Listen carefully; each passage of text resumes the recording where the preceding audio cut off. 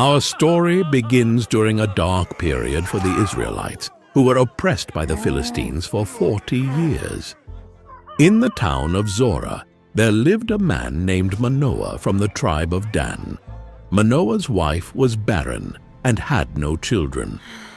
One day, the angel of the Lord appeared to her and said, "You are barren and childless, but you are going to become pregnant and give birth to a son.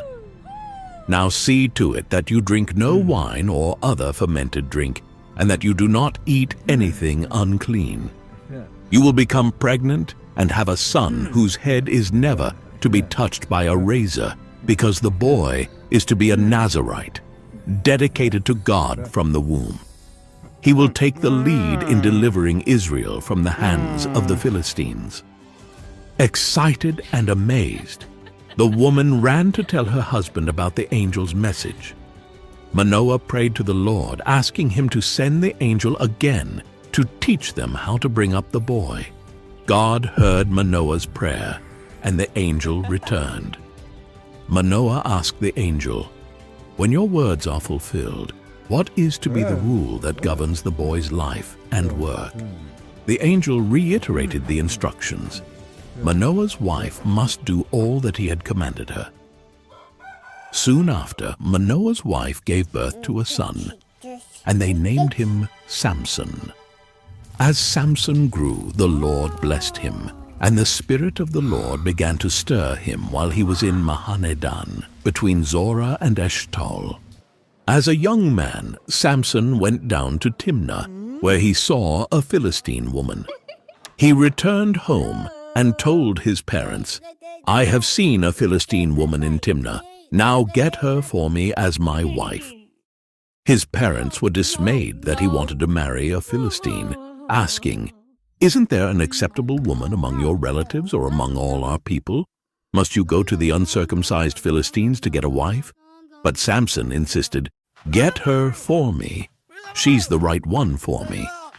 His parents did not know that this was from the Lord, who was seeking an occasion to confront the Philistines. On his way to Timnah, Samson encountered a young lion. The forest was dense and the path narrow when suddenly a roar pierced the air. A young lion, fierce and wild, charged at Samson. The Spirit of the Lord came powerfully upon him, and with a surge of divine strength, Samson tore the lion apart with his bare hands, as one might tear a young goat. The carcass of the lion lay in pieces, a testament to Samson's incredible strength. But he told neither his father nor his mother what he had done. Later, when he returned to marry the woman, he turned aside to look at the lion's carcass. In it he saw a swarm of bees and some honey. He scooped out the honey with his hands and ate it as he went along. When he rejoined his parents, he gave them some, and they too ate it. But he did not tell them that he had taken the honey from the lion's carcass. At the wedding feast in Timnah, Samson proposed a riddle to his 30 Philistine companions. "Let me tell you a riddle," Samson said to them. "If you can give me the answer within the 7 days of the feast, I will give you 30 linen garments and 30 sets of clothes. If you can't tell me the answer, you must give me 30 linen garments and 30 sets of clothes." "Tell us your riddle," they said. "Let's hear it." He replied, "Out of the eater, something to eat. Out of the strong, something sweet." For 3 days they could not give the answer. On the 4th day, they said to Samson's wife, "Coax your husband into explaining the riddle for us, or we will burn you and your father's household to death. Did you invite us here to steal our property?" Then Samson's wife threw herself on him, sobbing, "You hate me. You don't really love me. You've given my people a riddle, but you haven't told me the answer." "I haven't even explained it to my father or mother," he replied. "So why should I explain it to you?" She cried the whole 7 days of the feast. So on the 7th day, he finally told her because she continued to press him. She in turn explained the riddle to her people. Before sunset on the 7th day, the men of the town said to him, "What is sweeter than honey? What is stronger than a lion?" Samson said to them, "If you had not plowed with my heifer, you would not have solved my riddle." Then the Spirit of the Lord came powerfully upon him. He went down to Ashkelon, struck down 30 of their men, stripped them of everything, and gave their clothes to those who had explained the riddle. Burning with anger, he returned to his father's home. And Samson's wife was given to one of his companions who had attended him at the feast. Later on, during the wheat harvest, Samson took a young goat and went to visit his wife. He said, "I'm going to my wife's room," but her father would not let him go in. "I was so sure you hated her," he said, "that I gave her to your companion. Isn't her younger sister more attractive? Take her instead." Samson said to them, "This time I have a right to get even with the Philistines. I will really harm them." So he went out and caught 300 foxes and tied them tail to tail in pairs. He then fastened a torch to every pair of tails, lit the torches, and let the foxes loose in the standing grain of the Philistines. Fields were ablaze, the smell of burning crops filled the air, and the cries of the Philistines echoed as their livelihood went up in flames. He burned up the shocks and standing grain together with the vineyards and olive groves. When the Philistines asked, "Who did this?" they were told, "Samson, the Timnite's son-in-law, because his wife was given to his companion." So the Philistines went up and burned her and her father's house down. Samson said to them, "Since you've acted like this, I swear that I won't stop until I get my revenge on you." He attacked them viciously and slaughtered many of them. Then he went down and stayed in a cave in the rock of Etam. The Philistines went up and camped in Judah, spreading out near Lehi. The people of Judah asked, "Why have you come to fight us?" "We have come to take Samson prisoner," they answered, "to do to him as he did to us." Then 3,000 men from Judah went down to the cave in the rock of Etam and said to Samson, "Don't you realize that the Philistines are rulers over us? What have you done to us?" He answered, "I merely did to them what they did to me." They said to him, "We've come to tie you up and hand you over to the Philistines." Samson said, "Swear to me that you won't kill me yourselves." "Agreed," they answered. "We will only tie you up and hand you over to them. We will not kill you." So they bound him with 2 new ropes and led him up from the rock. As he approached Lehi, the Philistines came toward him shouting. The Spirit of the Lord came powerfully upon him. The ropes on his arms became like charred flax, and the bindings dropped from his hands. Finding a fresh jawbone of a donkey, he grabbed it and struck down 1,000 men. The ground was littered with the fallen, Samson standing tall, bloodied but victorious, the jawbone clutched in his hand. Then Samson said, "With a donkey's jawbone I have made donkeys of them. With a donkey's jawbone I have killed 1,000 men." When he finished speaking, he threw away the jawbone, and the place was called Ramath Lehi.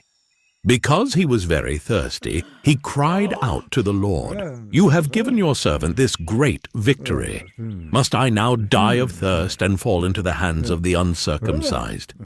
Then God opened up the hollow place in Lehi, and water came out of it.